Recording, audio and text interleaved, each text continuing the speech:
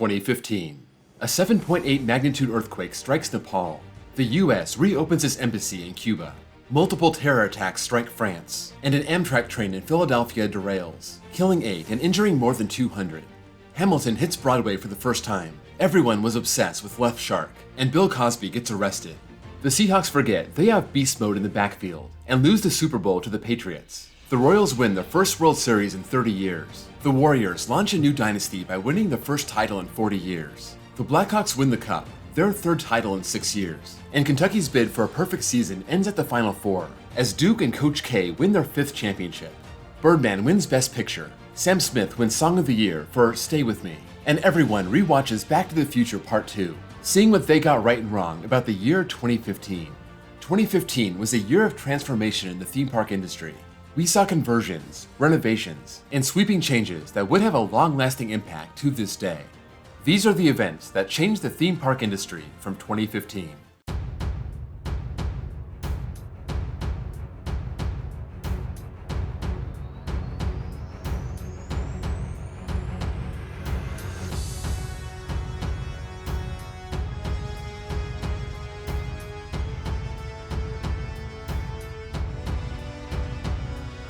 Not every story was able to crack the top 10. Here's the best of the rest.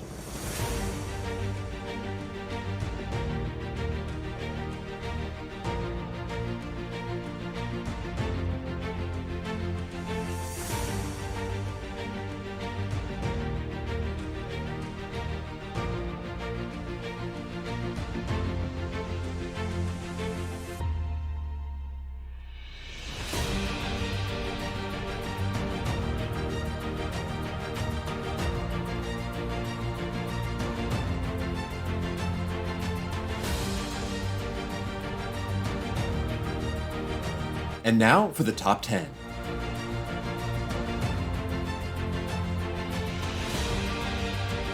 May 23rd, 2015. Batman the Ride debuts at Six Flags Fiesta Texas. This was a compact model from S&S Sansei with 4 rider cars, the seats facing each other, going up a 120-foot vertical lift, and then over 1,000 feet of track, full of small bumps, with the seats free to flip at their will. This would use weight and gravity to flip the seats, rather than be controlled by another set of rails or magnets. Six Flags had come out of bankruptcy 5 years earlier, and they had found success with RMC up to that point, but they were still looking for a small, cheap, thrilling ride to put into their parks. They had done this back in the 1990s with the Batman the Ride inverted coasters, as well as Vekoma boomerangs and SLCs, and they gave the Intamin Zaxspin a try in 2011, but that didn't work out. This S&S Freespin, Batman the Ride, was a big hit from the start, and Six Flags wasted no time buying more for their other parks. Great Adventure got one the next year, 3 more were added in 2017, then Mexico got one in 2018 and Discovery Kingdom in 2019. There are only 12 of these in the world, and 7 of them belong to Six Flags. We haven't seen a new one added in 4 years, but its impact on the chain has already been made.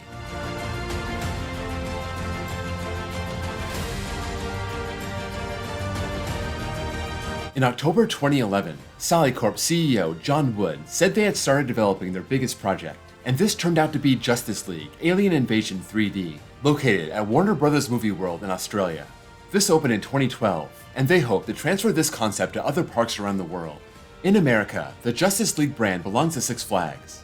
This was an elaborate project, having spinning ride vehicles, 3D effects, a shooting element, motion simulation, and it wasn't cheap to install. Sallycorp said, "We hope these will set the bar for the level of quality, excitement, and fun a regional park can offer in a family attraction." May 23rd, 2015. Six Flags Over Texas debuts the first Justice League ride, St. Louis getting one 2 weeks later, and by the end of 2017, 7 Six Flags parks would have one, including all their major properties. This has added a new element to the Six Flags chain that it had never seen before.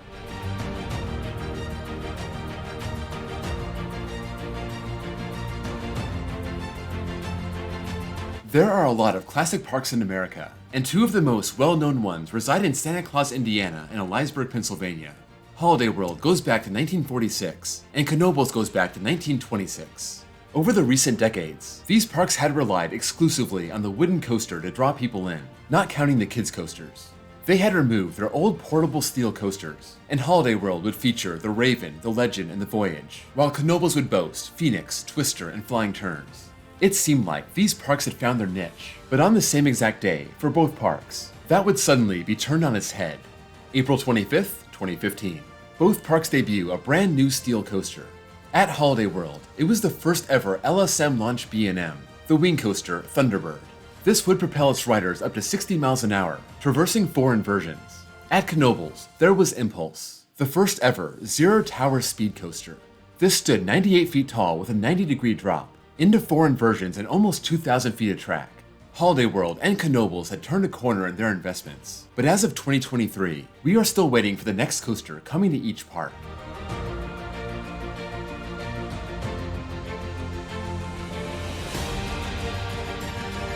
Lagoon dates back to 1886, its first coaster being built in 1906, and the 102-year-old roller coaster is still going strong.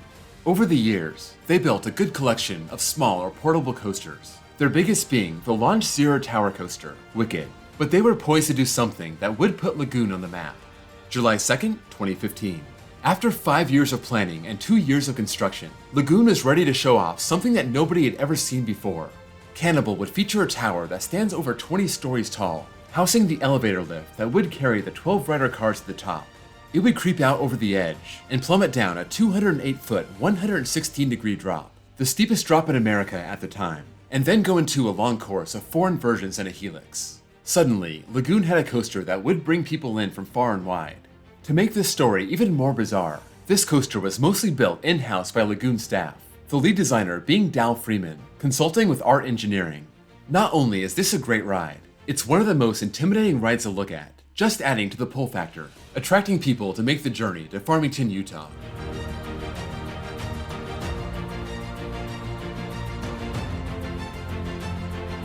In 1999, Universal Studios opened Islands of Adventure, and its main attraction was the massive B&M launch looper, the Incredible Hulk. For 16 years, this stood on Marvel Superhero Island, constantly passing 32 riders at a time through the course, 3 trains at a time, 12 hours a day, every single day. In 2015, the ride was worn out, and Universal had to make a choice. Their choice was not what most other parks and chains would have made. August 14th, 2015, Universal announces the Hulk will be closed for a major enhancement and refurbishment. It would take about a year to get it ready again, as this would include modifications to its theme and storyline, along with a complete retrack and brand new trains. The Hulk was so iconic for the park, they chose to pay around the same amount of money as a new coaster would cost. Most parks would find it better for their bottom line to invest in a brand new ride. Hulk rides on to this day, the lead car of one of the old trains lifted by the Hulk outside the ride, along with a piece of the old track torn up as theming. This also pointed out the mortality of B&M coasters, and made us consider how much time some of the older models have left.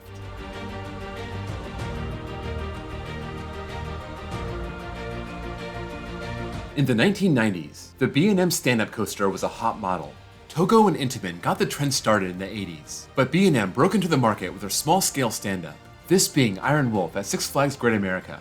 And by the second half of the decade, they were building some monsters. Chang at Kentucky Kingdom, Riddler's Revenge at Magic Mountain, and Mantis at Cedar Point. This arrived in 1996 as the tallest, fastest, and longest stand-up coaster in the world, and it was popular for its time. But after 1999, B&M never built another stand-up coaster, and there was a reason why.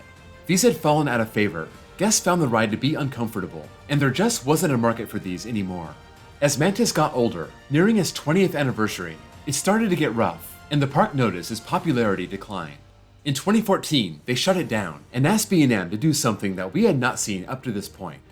May 9th, 2015. Mantis reopens to the public with a brand new color scheme, a new theme, and a brand new name, Rougarou. The main change here would be the use of flowless trains, where guests sit down but there's nothing under their feet. This would breathe new life into the ride, most importantly, giving a much more comfortable ride experience, and we've seen 2 other coasters follow suit since then. This renovation has already proven to be important to the industry, and we should be seeing more of this as the years pass by.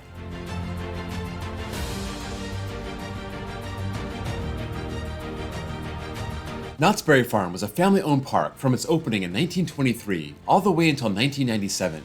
That's when the Knott family sold it to Cedar Fair. But their last great addition to the park would be GhostRider, a massive CCI wooden coaster standing 118 feet tall and covering over 4,500 feet of track.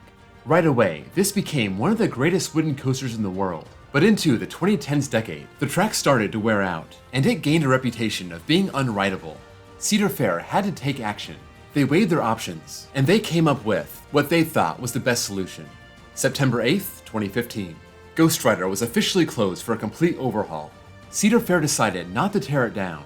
They also decided against making it a steel hybrid from RMC. Instead, they hired Great Coasters International, or GCI, to come in and give it a complete retracking, as well as replace the PTC trains with their own Millennium Flyers. GhostRider would be closed for 9 months, reopening in June of 2016, and the ride was reborn. Not only was it perfectly smooth, the trains were much better, and the mid-course brake run was removed. Like the Hulk, GhostRider was deemed too popular to tear down, and they invested the money in a full wooden retrack, something that would become very rare in the years to follow.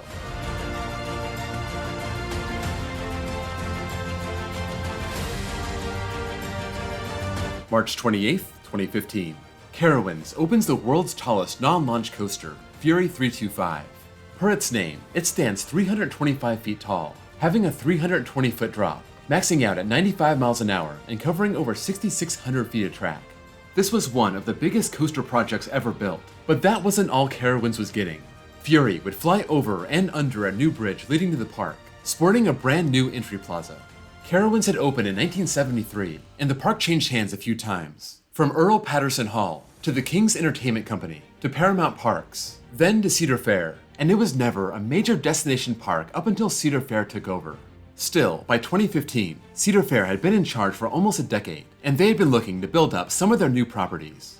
They were able to negotiate with the local government for some tax breaks, and with the growing population of Charlotte, North Carolina, they saw Carowinds as the best place to invest. Fury gave them their world-class coaster, and since then, the money has continued to pour into the park as Carowinds stock continues to rise.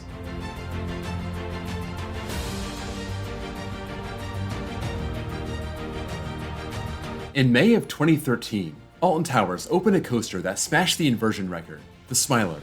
This would have 14 inversions, 2 lift hills, and a creepy theme.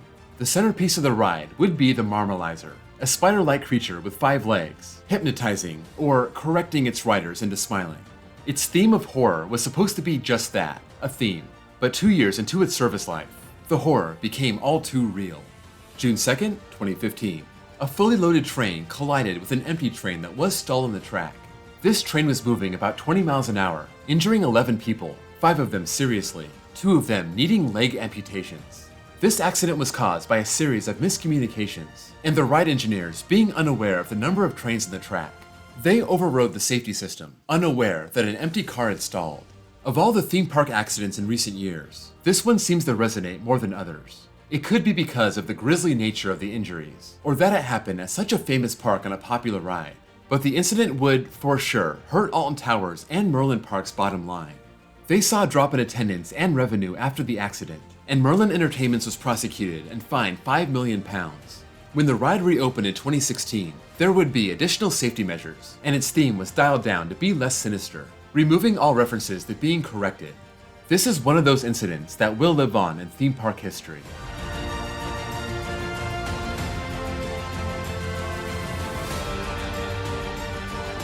In 2013, the Blackfish documentary came out, ripping into SeaWorld's practice of keeping orcas in captivity. The film was very popular and painted SeaWorld in a bad light, and the company was in trouble. In 2014, their attendance dropped by over 1 million people. Before the 2015 season, they attempted to launch a rebranding campaign to repair their image. The company acknowledged that some people hated their brand, and other people loved it. They wanted to target the ambivalent people in the middle. They wanted to show them their side of the story. This would be a long-term process to change mindsets, and making sure they stayed changed. A big part of this campaign was in marketing, offset by a $50 million cost-cutting plan that included laying off 300 people.